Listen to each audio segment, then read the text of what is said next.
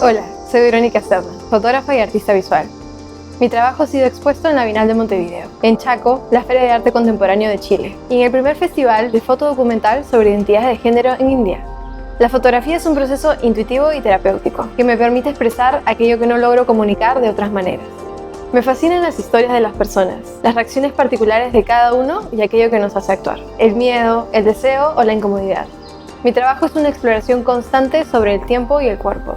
El retrato representa la química que existe entre el fotógrafo y el modelo. Muchas veces decimos más sobre nosotros mismos que sobre la persona que fotografiamos.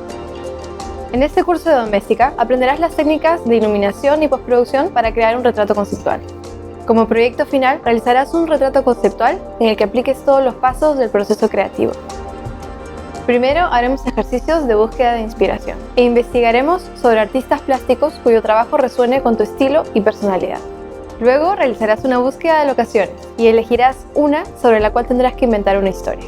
Después harás ejercicios de retrato a un desconocido en la calle y lograr una foto íntima en un espacio público y ajeno.